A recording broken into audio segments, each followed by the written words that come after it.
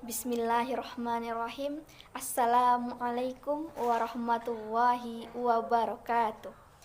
Baiklah, perkenalkan nama saya Deni Wahida NIM 1914040012 dari kelas Tadris Matematika 19A. Maksud saya membuat video ini adalah untuk memenuhi ujian tengah semester mata kuliah rancangan pembelajaran matematika yang diampuh oleh Ibu Nita Putri Utami MPD. Untuk lebih lengkapnya, silahkan tonton video berikut. Sekian, terima kasih.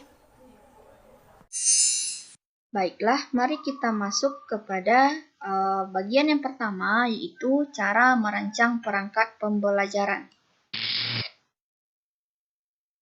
Sebelumnya kita harus tahu dulu apa pengertian dari perangkat pembelajaran. Menurut Zuldan dan kawan-kawan, perangkat pembelajaran adalah alat atau perlengkapan untuk melaksanakan proses yang memungkinkan pendidik dan peserta didik melakukan kegiatan pembelajaran. Dalam Permendikbud nomor 65 tahun 2013 tentang standar proses pendidikan dasar dan menengah disebutkan bahwa penyusunan perangkat pembelajaran merupakan bagian dari perencanaan pembelajaran. Perencanaan pembelajaran dirancang dalam bentuk silabus dan RPP yang mengacu pada standar isi. Selain itu, dalam perencanaan pembelajaran juga dilakukan penyiapan media, sumber belajar, perangkat penilaian, serta skenario pembelajaran. Selanjutnya kita masuk pada jenis-jenis perangkat pembelajaran. Nah, di jenis-jenis perangkat pembelajaran ini saya hanya membahas 5 jenis perangkat pembelajaran. Yang pertama itu adalah kalender pendidikan. Yang kedua adalah rincian minggu efektif. Yang ketiga adalah program tahunan. Yang keempat adalah program semester. Yang kelima adalah ketentuan kriteria minimal atau KKM. Nah, itulah yang 5 buah yang akan saya bahas. Untuk yang pertama adalah kalender pendidikan. Kalender pendidikan atau kalender akademik adalah pengaturan waktu untuk kegiatan pembelajaran peserta didik selama 1 tahun ajaran yang mencakup permulaan tahun pelajaran, minggu efektif belajar, waktu pembelajaran efektif, dan hari libur. Satuan pendidikan dasar dan menengah dapat menyusun kalender pendidikan sesuai kebutuhan daerah, karakteristik sekolah, kebutuhan peserta didik, dan masyarakat dengan memperhatikan kalender pendidikan sebagaimana yang dimuat dalam standar isi. Itu adalah pengertian dari kalender pendidikan. Selanjutnya kita masuk pada komponen kalender akademik. Nah, ini yang pertama adalah permulaan waktu pelajaran. Yang kedua adalah pengaturan waktu pelajaran, di mana pengaturan waktu pelajaran terdiri dari minggu efektif belajar dan juga waktu pembelajaran efektif. Yang ketiga adalah pengaturan waktu libur. Yang keempat adalah kalender pendidikan memiliki masa berlaku maksimal 1 tahun, sehingga harus selalu diganti dalam setiap tahun. Selanjutnya kita masuk pada langkah-langkah menyusun kalender pendidikan. Yang pertama, melihat kalender pendidikan nasional yang telah dikeluarkan oleh pemerintah, dalam hal ini Kemendiknas ataupun Kemenak, sebagai acuan untuk menentukan kalender pendidikan pada masing-masing satuan pendidikan. Yang kedua, menentukan minggu efektif, libur tengah semester, libur antar semester, serta libur akhir tahun dengan acuan jumlah yang telah ditetapkan. Yang ketiga, menyesuaikan kalender dengan keadaan hari-hari libur umum maupun agama. Yang keempat adalah menentukan periode efektif pembelajaran dengan mempertimbangkan hari-hari yang akan tersita untuk kegiatan-kegiatan pengembangan diri, baik ekstrakurikuler maupun bimbingan dan konseling terpadu. Yang kelima adalah menentukan bobot dan alokasi hari-hari pembelajaran efektif setelah disesuaikan dengan hari efektif fakultatif. Misal, hari-hari pembelajaran di bulan Ramadan serta hari libur fakultatif. Yang keenam, merekap kalender pendidikan selama 1 tahun penuh atau dapat pula ditambah kalender pendidikan per semester dan per bulan dengan rapi dan telah diteliti oleh tim perumus kalender pendidikan. Selanjutnya adalah fungsi kalender akademik.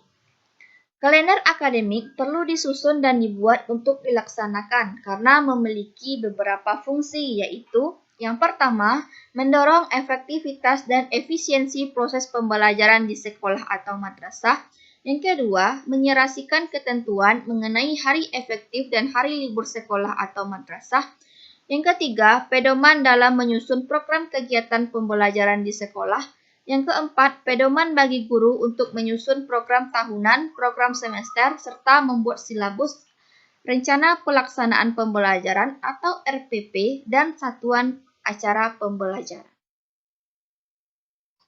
Nah, selanjutnya kita masuk pada contoh kalender akademik. Nah, selanjutnya kita masuk kepada contoh dari kalender pendidikan. Nah, seperti ini kalender pendidikan Pemerintah Provinsi Sumatera Barat Dinas Pendidikan. Kalender akademiknya seperti ini. Nah, ini kalender pendidikan untuk jenjang SMA gitu. Nah, jadi kita melihat di kalender akademik ini ada beberapa hal yang perlu diperhatikan, yaitu warna-warna yang terdapat pada bulan yang ada di kalender ini. Seperti warna biru ini adalah untuk awal semester ganjil dan genap. Nah, jadi yang berwarna biru itu bertujuan untuk awal semester genap dan juga ganjil. Selanjutnya untuk yang warna hijau itu adalah MPLS atau seperti pendaftaran atau acara untuk siswa baru. Nah, itu di sini di awal ini gitu. Selanjutnya untuk yang berwarna kuning ini adalah penilaian tengah semester. Nah, jadi penilaian tengah semester itu terdapat pada bulan September ini yang diberi warna kuning.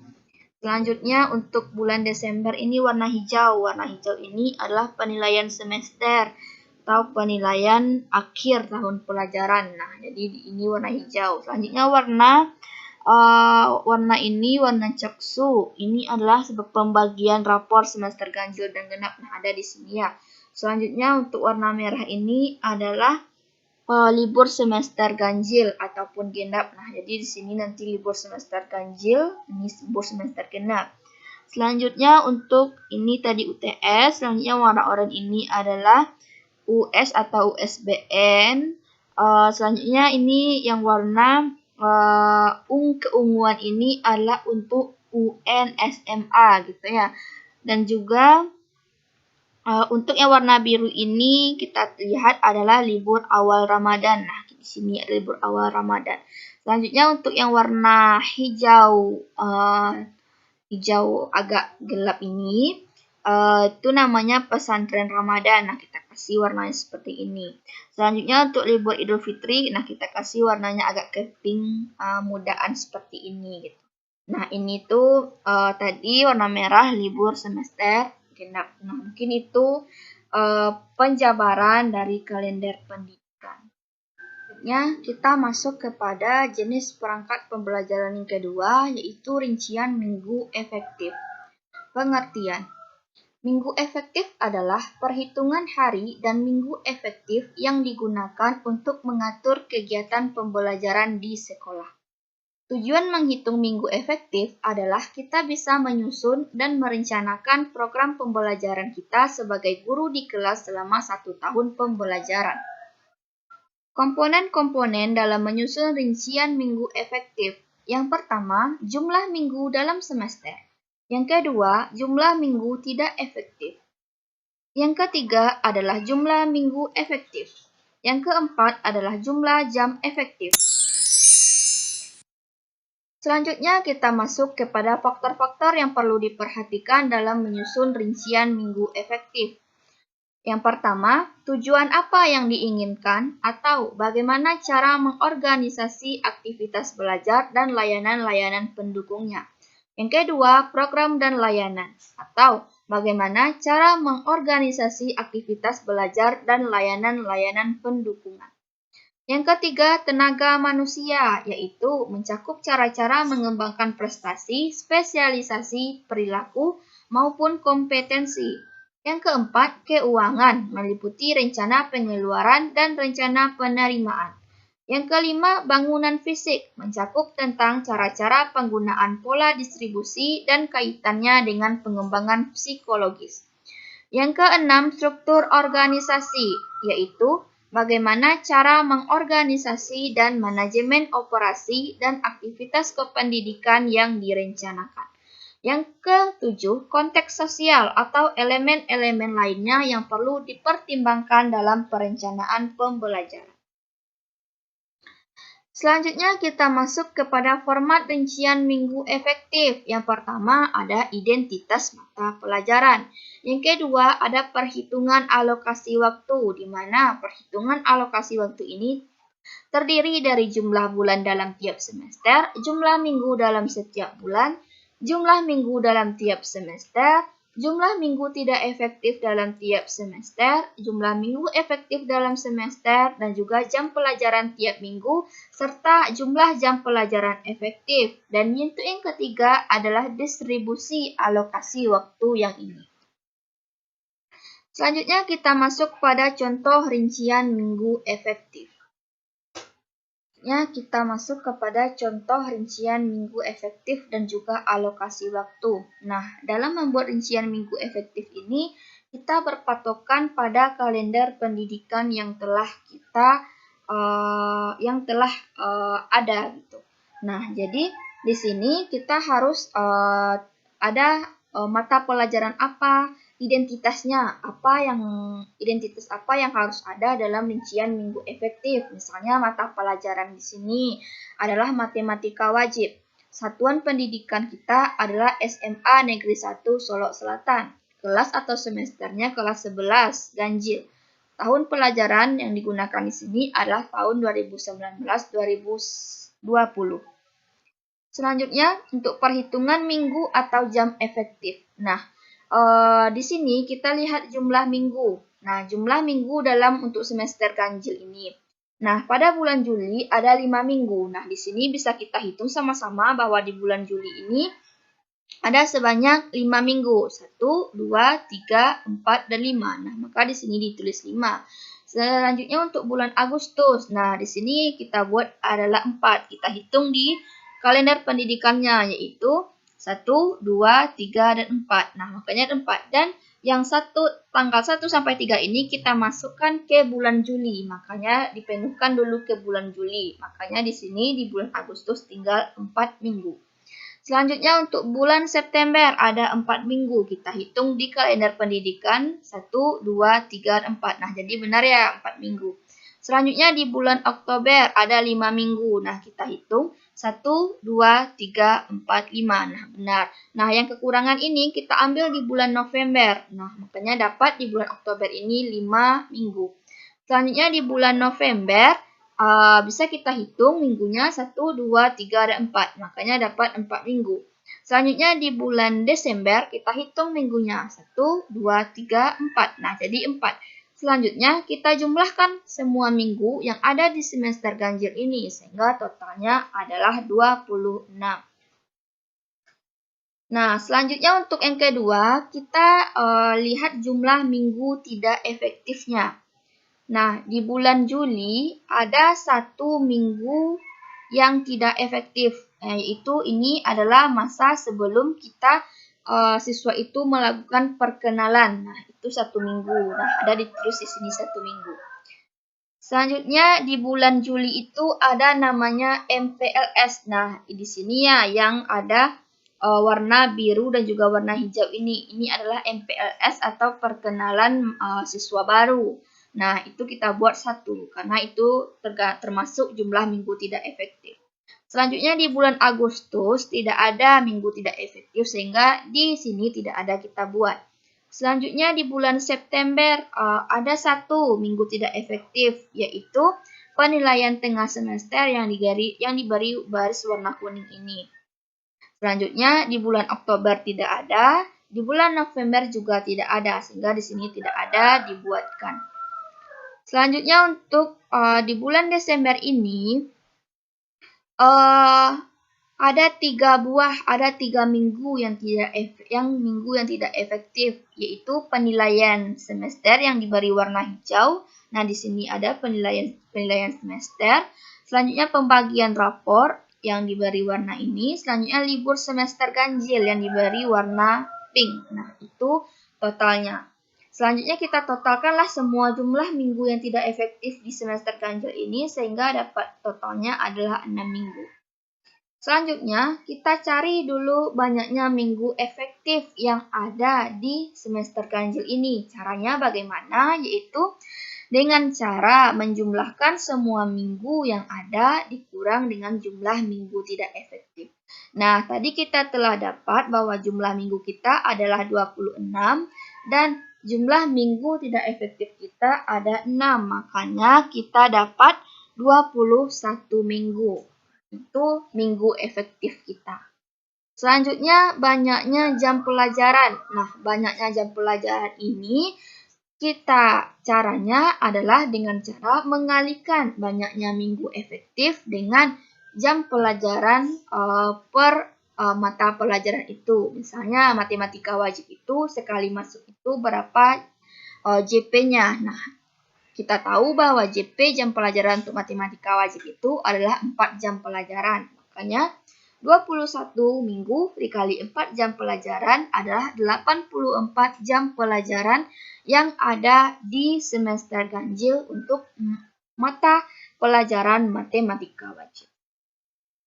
Begitu juga dengan untuk yang semester genapnya. Nah, kita lihat jumlah minggu pada bulan Januari ada berapa? Ada 5 buah. 1, 2, 3, 4, 5.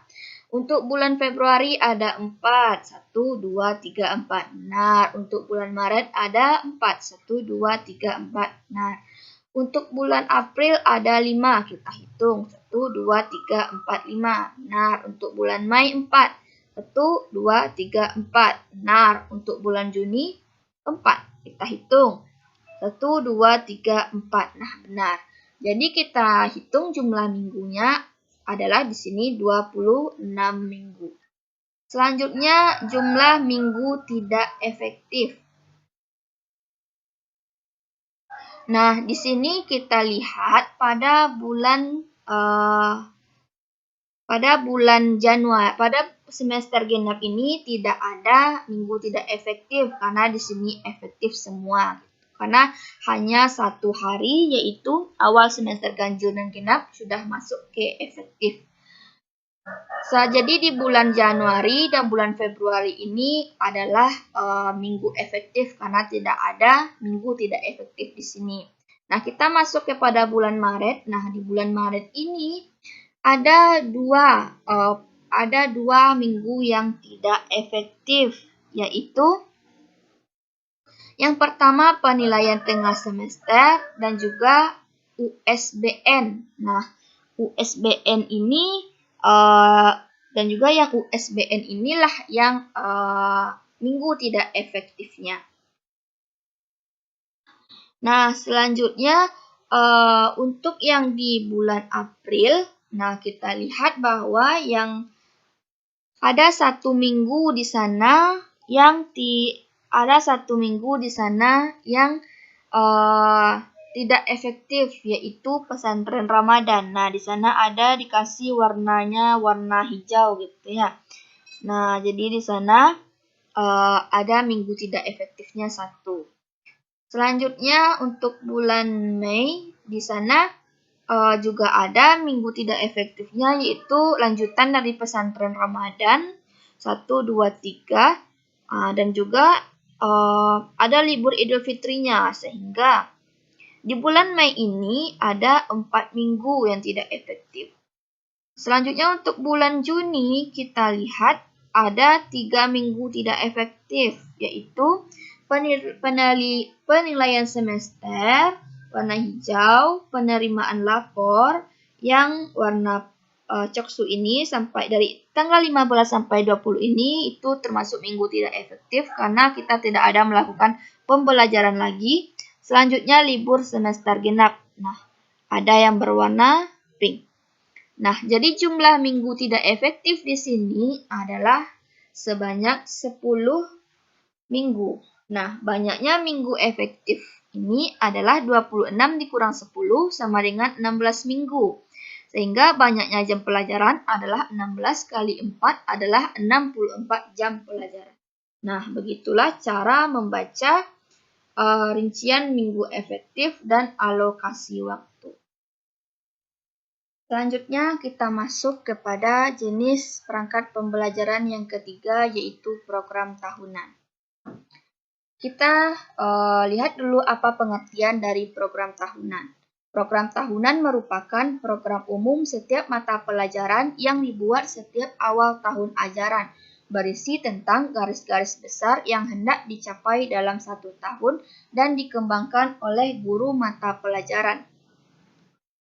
Program tahunan ialah rencana penetapan alokasi waktu satu tahun untuk mencapai tujuan SK dan KD yang telah ditetapkan. Dikutip dari buku Mulyasah, program tahunan merupakan pedoman untuk mengembangkan program semester, mingguan, dan juga program harian. Selanjutnya kita masuk kepada komponen program tahunan. Yang pertama adalah satuan pendidikan, yang kedua mata pelajaran, yang ketiga kelas atau semester, yang keempat adalah tahun pelajaran, yang kelima kompetensi inti, yang keenam kompetensi dasar, yang ketujuh adalah alokasi waktu. Selanjutnya, faktor-faktor yang perlu diperhatikan dalam menyusun program tahunan. Yang pertama, kurikulum. Yang kedua, kondisi sekolah. Yang ketiga, kemampuan dan perkembangan siswa. Yang keempat adalah keadaan guru. Selanjutnya, kita masuk kepada fungsi dari program tahunan. Yang pertama adalah untuk mengorganisir pembelajaran agar dapat berjalan dengan maksimal. Yang kedua, sebagai pedoman dalam menyusun program semester, program suatu pelajaran, dan juga sebagai persiapan dalam mengajar agar lebih rapi dan terorganisir secara lebih matang. Yang ketiga, sebagai gambaran hal-hal yang akan dilakukan selama satu tahun pembelajaran. Yang keempat, sebagai acuan dalam rangka optimalisasi, efisiensi, dan efektivitas penggunaan waktu belajar efektif yang ada. Selanjutnya kita masuk kepada contoh dari program tahunan. Selanjutnya kita masuk kepada program tahunan. Nah, di sini di dalam program tahunan telah juga dibahas tadi bahwa di dalam program tahunan itu harus ada identitas.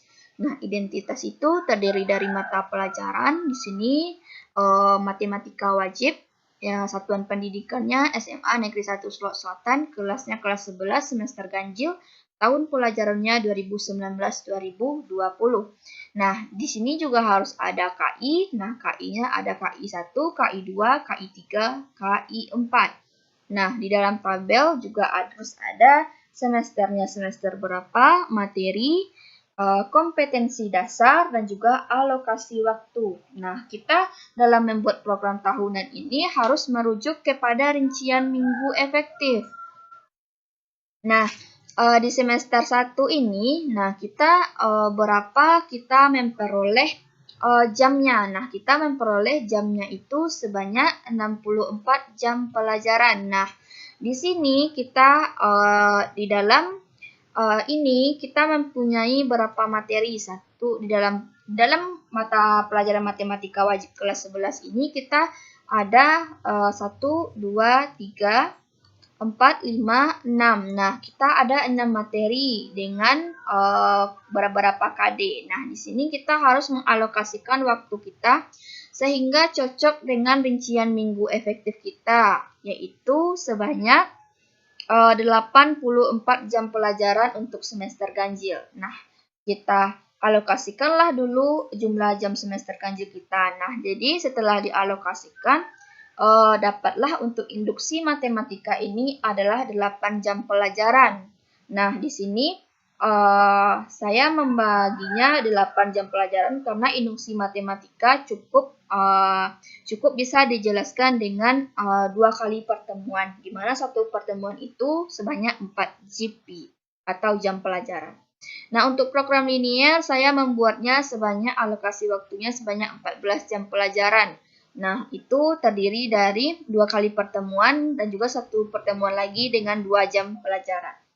Selanjutnya untuk matriks saya juga membuat 14 jam pelajaran karena matrik ini cukup susah apalagi dengan melakukan operasi misal penjumlahan, pengurangan, perkalian dan juga skalar sehingga dibuat alokasi waktunya sebanyak 14 jam pelajaran. Juga untuk matrik ini juga untuk materi determinannya, inverse-nya saya membuatnya 8 jam pelajaran karena ini cukup bisa dilaksanakan dengan 8 jam pelajaran. Selanjutnya transformasi, saya membuat jam pelajarannya sebanyak 14 jam pelajaran karena materi ini cukup sulit menurut saya, jadi dibuatnya 14 jam pelajaran. Selanjutnya barisan, saya membuatnya sebanyak 12 jam pelajaran sehingga di dalam barisan ini kita masuk pada 3 kali pertemuan, yaitu dalam satu pertemuan itu terdiri dari 4 jam pelajaran. Sehingga kita totalkan di sini di dalam semester 1 atau semester ganjil pada kelas 11 ini sebanyak 84 jam pelajaran. Nah, jadi cocok ya untuk sesuai dengan banyaknya jam pelajaran pada minggu efektif kita pada semester ganjil. Nah, itu untuk semester 1.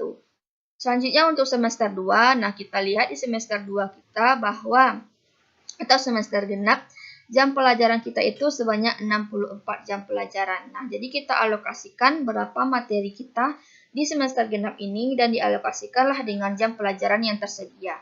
Di dalam semester genap ini kita mempunyai materi limit fungsi aljabar, turunan, aplikasi turunan, dan juga integral. Nah, jadi yang pertama itu untuk limit fungsi aljabar, saya membuatnya alokasi waktunya sebanyak 12 jam pelajaran, untuk turunan 12 jam pelajaran, untuk aplikasi turunan 12 jam pelajaran, untuk integral 12 jam pelajaran, dan juga untuk ulangan harian dan juga pengayaannya sebanyak 16 jam pelajaran. Sehingga jumlah jam pelajaran semester genap adalah 64 jam pelajaran. Sehingga cocok ya dengan rincian minggu efektif banyaknya jam pelajaran yang tersedia. Sehingga jumlah total jam pelajaran kita pada 1 tahun mata pelajaran ini adalah sebanyak 148 jam pelajaran. Selanjutnya kita masuk kepada jenis perangkat pembelajaran yang keempat, yaitu program semester. Nah, kita tahu bahwa pengertian dari program semester adalah program yang berisikan garis-garis mengenai hal-hal yang hendak dilaksanakan dan dicapai dalam satu semester. Program semester ini merupakan penjabaran dari program tahunan yang telah kita bahas tadi. Komponen dari program semester. Umumnya, program semester berisi mengenai yang pertama identitas, mulai dari satuan pendidikan, nama sekolah, kelas, semester, mata pelajaran, dan juga tahun pelajaran. Yang kedua adalah isian, mulai dari standar kompetensi SK atau KI kompetensi inti, kompetensi dasar, jumlah jam pertemuan atau JJP, pembelajaran, serta bulan. Nah, itu komponen program semester. Selanjutnya, fungsi dari program semester. Yang pertama, dapat berfungsi sebagai acuan bagi guru untuk melaksanakan kegiatan belajar mengajar agar lebih terarah dan berjalan efisien dan efektif. Yang kedua, berfungsi sebagai pegangan seorang guru dalam pembelajaran.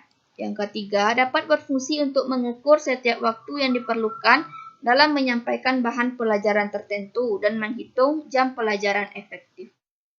Yang keempat, berfungsi sebagai pencapaian tujuan dalam menyampaikan materi. Melalui perencanaan yang baik, maka proses dan hasil belajar dapat dilakukan secara seimbang.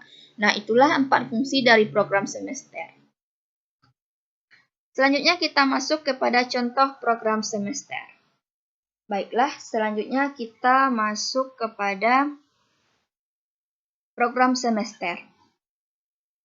Nah, kita telah tahu bahwa program semester ini adalah penjabaran dari program tahunan, di mana telah juga disampaikan bahwa di dalam program semester itu harus ada identitas, yaitu satuan pendidikan, yaitu SMA Negeri 1 Sulawesi Selatan, mata pelajarannya matematika wajib, kelas atau semesternya kelas 11 semester ganjil, tahun pelajarannya 2019 dan juga 2020.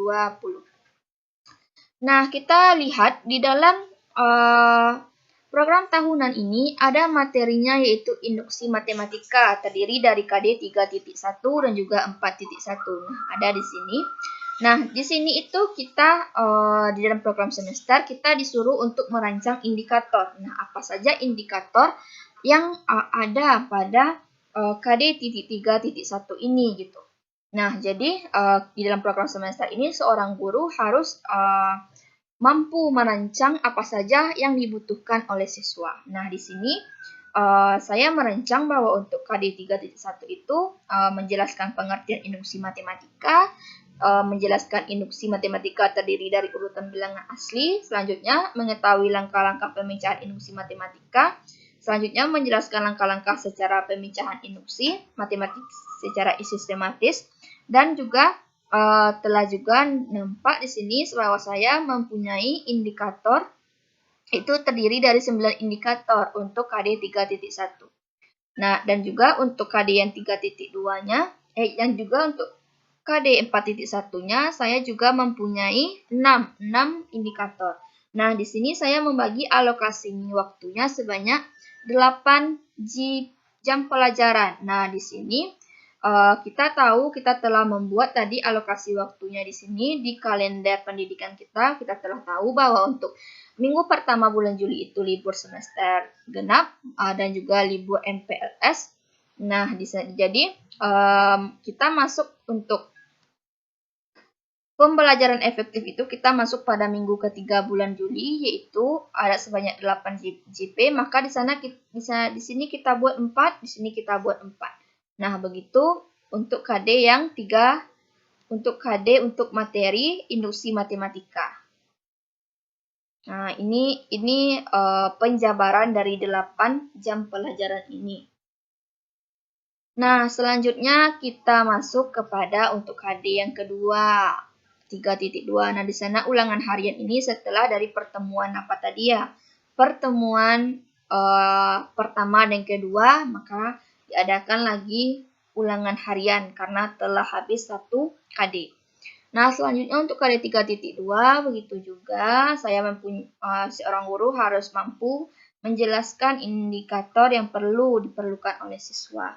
Nah, ini yang ketiga itu adalah mengenai program linear. Nah, menjelaskan program linear 2 variabel dan metode penyelesaian. Nah, di sini saya membuat indikator yang pertama itu adalah menjelaskan pengertian pertidaksamaan linear 2 variabel. Nah, jadi sebelum kita masuk kepada program linear, seorang siswa itu harus mampu dulu dia mengetahui, harus tahu dulu apa isi pertidaksamaan linear 2 variabel. Nah, selanjutnya seorang siswa itu menentukan nilai variabel yang memenuhi sistem pertidaksamaan linear 2 variabel. Selanjutnya, merumuskan model matematika dari masalah program linear. Nah, ini telah saya buat, bisa nampak di layar yang telah saya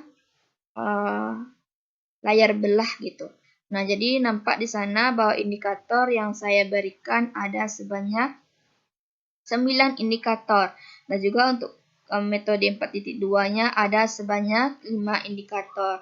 Nah, jadi di sini kan ada 14 JP. Nah, di sana ada di sini karena satu pelajaran itu terdiri dari 4 jam pelajaran satu kali pertemuan, maka karena di sini udah ulangan harian 2 jam pelajaran, maka ada 2 jam pelajaran lagi untuk membahas tentang materi selanjutnya. Makanya di sini ada penjabaran dari alokasi waktu yang 14 JP ini. Begitu juga untuk yang KD 3.3, yaitu menjelaskan tentang matriks. Saya ada indikatornya sebanyak 10 buah dan juga indikator untuk 4.3 ada sebanyak 5 buah. Nah, di sini saya membuat alokasi waktunya sebanyak 14 JP. Nah, di sini ada penjabarannya. Nah, jadi di sini sampai ini. Nah, jadi bisa dilihat pada kolom yang saya pampangkan. Selanjutnya untuk KD 3.4, menganalisis sifat determinan matrik. Nah, itu untuk materi yang keempat. Nah, jadi indikator seorang guru itu harus mampu membuat indikator. Yang pertama, menjelaskan definisi determinan, menjelaskan syarat penyelesaian determinan. Nah, ini seorang guru yang membuatnya. Nah, jadi saya di sini membuatnya sebanyak 8 buah. Dan juga untuk 4.4-nya saya mempunyai 5. Nah, jadi di sini saya mengalokasi waktunya untuk matrik ini 8 JP. Nah, di sini saya mengalokasikan waktunya sebanyak 4. Nah, ada di sini ya, 4. Totalnya adalah 4. Nah, jadi ini adalah penjabaran dari program tahunan yang 8 JP ini. Nah, di program semester lah kita buatkan di bulan keberapa dan juga minggu keberapa untuk materi ini dijelaskan oleh seorang guru. Selanjutnya untuk 3.5, analisis dan membandingkan transformasi. Nah, di transformasi ini saya membuat 14 JP. Nah, di sini kita lihat bahwa indikatornya saya membuat indikatornya sebanyak 8 buah.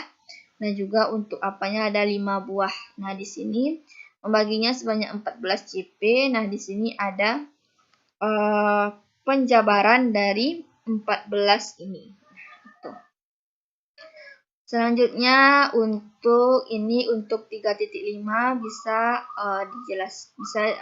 dilihat.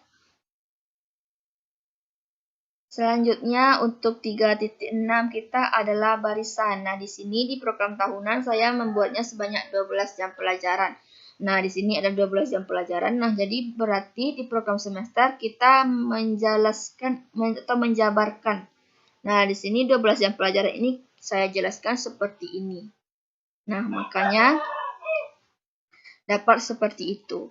Nah, selanjutnya untuk jam pelajar untuk JP-nya, nah saya lihat di sini. Nah, makanya dapat 4 di sini. Nah, jadi untuk program semester berarti telah selesai untuk yang semester ganjil. Nah, begitu juga dengan yang di semester genap. Nah, kita berpatokannya kepada program tahunan. Nah, jadi bisa sama-sama dilihat bahwa untuk yang di semester, jadi bisa dilihat bahwa yang untuk semester genap ini fungsi aljabar itu ada 12 JP. Nah, disinilah penjabarannya. Berarti di bulan Januari ada 3 kali pertemuan atau 3 minggu. Selanjutnya, untuk turunan. Nah, untuk turunan ada 12 JP. Nah, di sini ada 12 JP. Nah, jadi bisa kita pecah atau kita jabarkan sebanyak ini. Jadi dia ada di minggu ini gitu. Nah, ini indikator yang saya jelaskan mengenai turunan. Selanjutnya untuk yang 3.9 itu adalah aplikasi turunan. Nah, saya membuat di program tahunan 12 JP. Nah, jadi di program semester ini kita jelaskan atau kita jabarkan di minggu keberapa untuk materi itu. Nah, ini indikatornya bisa dilihat. Selanjutnya untuk yang terakhir itu integral. Nah, integral itu ada 12 JP, di sini ada 12 JP. Nah, di sana ada beberapa indikator yang saya buat, yaitu sebanyak 7 dan juga 6 indikator untuk per KD. Nah, di sini saya jabarkan 12 JP ini. Nah, berarti habis untuk nah, di sini juga saya membuatnya ulangan harian dan juga pengayaannya. Nah, jadi pas di sini di program semester ini. Nah, berarti telah selesai program semester yang kita buat untuk semester ganjil dan juga semester genap untuk mata pelajaran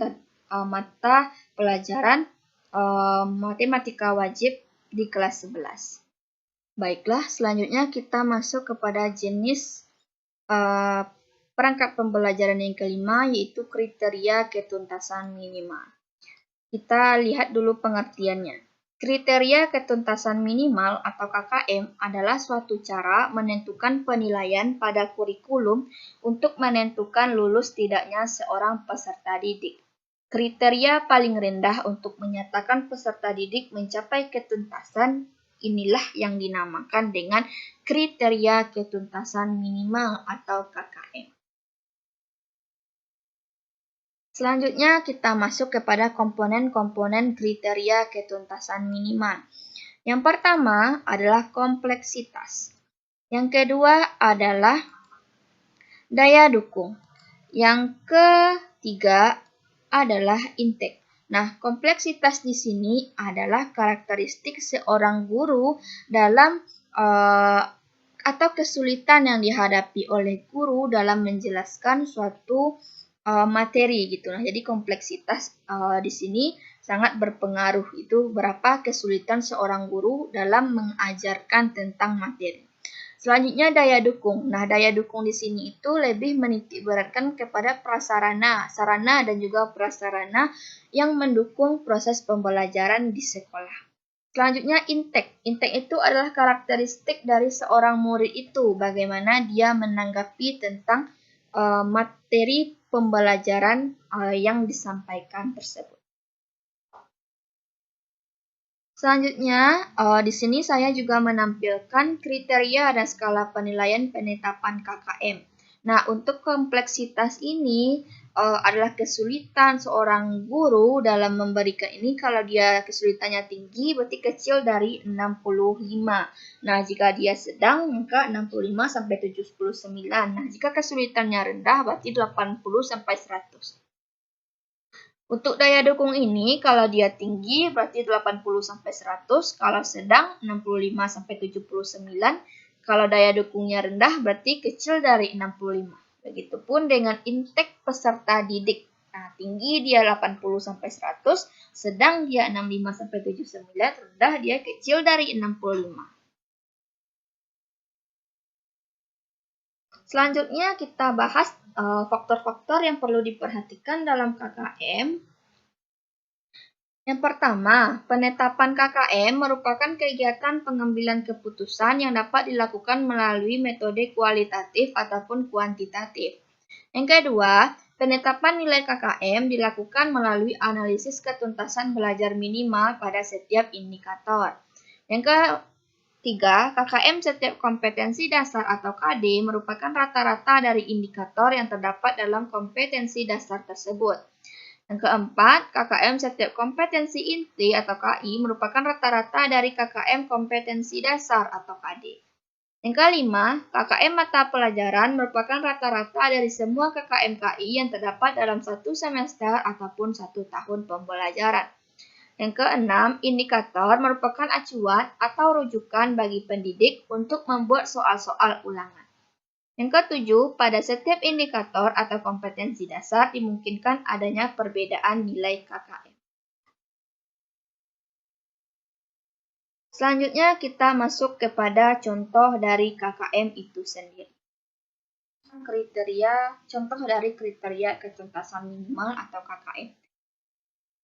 Nah, di sini telah ada bahwa ini kita mengambil satuan pendidikannya SMA Negeri 1 Sulawesi Selatan, mata pelajarannya matematika wajib, kelas 11 semester ganjil tahun 2019-2020. Nah, di sini harus ada KI-nya di dalam KKM ini. Dan juga dalam menentukan KKM kita harus ada KD, kita harus ada indikator, dan juga harus ada kriteria penetapan. Nah, kriteria penetapan ini telah dijelaskan saya pada PPTN presentasi yang telah saya sampaikan tadi, bahwa ada 3 kriteria penetapannya. Yang pertama kompleksitas, yang kedua daya dukung, yang ketiga adalah intake. Dan juga kita juga mencari nilai KKM untuk indikator, nilai KKM KD, nilai KKM KI, KKM semester, dan juga KKM mata pelajaran. Nah, jadi di dalam membuat KKM ini kita perlu program semester ini. Jadi kita tidak boleh lari dari program semester karena semua yang kita buat harus berurutan gitu. Nah, jadi jika kita membahas tentang program tahunan, kita harus tahu dulu minggu efektif. Jika kita membuat program semester, kita harus tahu dulu program tahunannya. Begitu juga dengan KKM, kita harus tahu dulu dengan program semester. Nah, jadi di dalam KD ini telah ada juga di dalam program semester dan juga indikator yang ada di program semester ini harus ada juga di KKM. Karena apa? Karena setiap indikator yang ada di program semester inilah yang kita cari kompleksitasnya, daya dukungnya, dan juga intake-nya. Dan di sini saya mencontohkan, misalnya KD kita 3.1 menjelaskan metode pembuktian pernyataan matematika berupa barisan ketaksamaan keterbagian dengan induksi matematika. Nah, itu untuk yang KD 3.1. Nah, itu untuk KD 3.1. Nah, di indikator tadi menjelaskan pengertian induksi matematika. Nah, kita jelaskan di sini, ada di sini. Nah, setelah itu kita lihat kriteria penetapannya, bagaimana kompleksitasnya atau kesulitan seorang guru. Nah, di sini jika untuk menjelaskan ini saya memilihnya 88 karena tingkat kesulitannya itu rendah. Karena setelah dilihat kalau untuk menjelaskan pengertian induksi matematika bisa lebih cepat ditangkap oleh siswa. Dan daya dukungnya 89 karena saya melihat induksi matematika ini bisa kita gambarkan dengan urutan bilangan asli gitu. Jadi mungkin bisa lebih paham siswa untuk memahami pelajaran yang disampaikan. Begitu juga dengan intake-nya atau tangkapan siswanya, di sini saya buat 83. Jadi dalam mencari KKM indikator, nah 88 tambah 89 tambah 83 dibagi dengan 3. Nah, itulah kita mendapatkan 87 ini.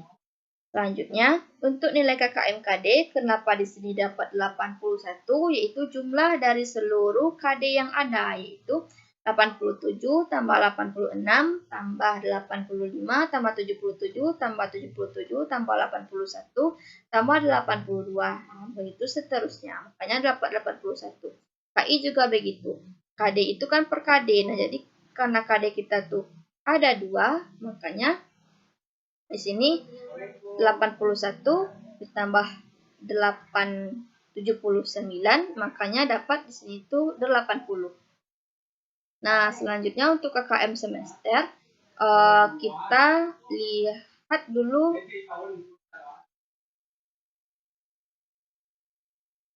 Jadi kalau untuk KKM semester ini, nah jadi kita lihat dulu. Jadi kalau untuk KKM semester ini kita melihatnya dari KI gitu. KKM KI kita jumlahkan. Misalnya ada 80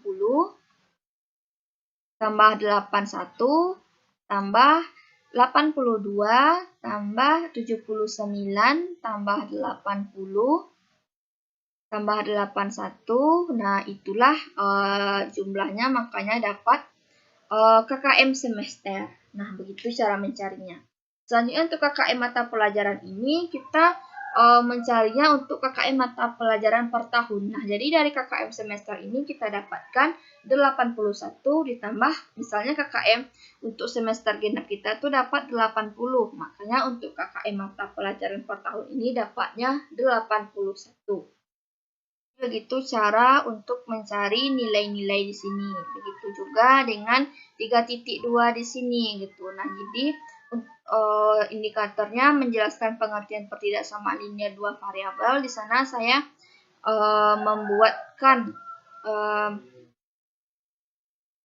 membuatkan kompleksitasnya atau kesulitannya itu rendah gitu. Jadi rentangnya 82. Daya dukungnya 84. Ada juga kalau untuk tanggapan siswanya saya buat di sini adalah 80. Begitu juga dengan nilai KKM indikator, KKM KD, dan juga KKM KI, KKM semesternya yang telah saya buat tadi. Nah, jadi sama dengan yang saya jelaskan tadi. Jadi ini tergantung, nilai-nilai yang ada ini tergantung kepada seorang guru itu dalam memahami bagaimana bisa siswa itu memahami pelajaran yang disampaikan. Misalnya indikatornya tentang menggambar grafik dari model matematika pada program linear 2 variabel. Nah, jadi di sini saya membuatkan kompleksitasnya 79. Kenapa? Karena saya merasa itu cukup sulit untuk menjelaskannya karena menggambar grafik dari model matematika ini kadangkala banyak siswa yang cukup ragu mengenai ini, bagaimana cara mencari menggambar grafiknya. Selanjutnya daya dukungnya saya buat 80 karena sarana dan prasarana sekolah mungkin cukup untuk membuat grafik ini. Selanjutnya tanggapan atau karakteristik siswanya saya buat 78 karena di sini saya merasa bahwa tanggapan siswa ini cukup rendah untuk cara membuat KKM, dan juga begitu juga kalau untuk yang di semester genap. Nah, di sini saya akan lihatkan caranya. Kalau untuk yang semester genap juga gitu. Nah, kita lihat dulu di program tahunannya. Nah, di sini di program semester. Nah, di sini ada 3.7. Nah, indikator semuanya itu harus ada di sini.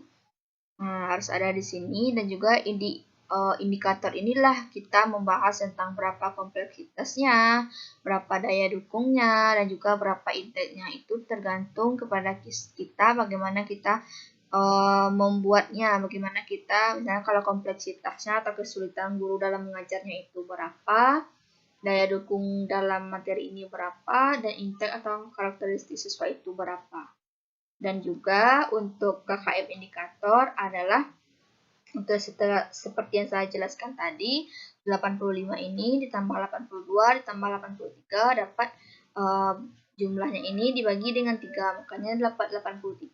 Selanjutnya untuk KKM KD ini kita jumlahkan semua KKM indikator, makanya kita bagi dengan berapa banyak KKM indikator, makanya dapat KKM KD. Nah, selanjutnya untuk KKM KI juga begitu, kita jumlahkan semua KKM KD-nya, makanya dapat KKM KI. Nah, begitu juga dengan KKM semester, kita jumlahkan semua KKM KI, makanya ada KKM semester. Nah, KKM MP ini adalah sama dengan yang di semester ganjil gitu, karena KKM MP ini adalah untuk yang satu tahun pembelajaran. Nah, begitu juga seterusnya sampai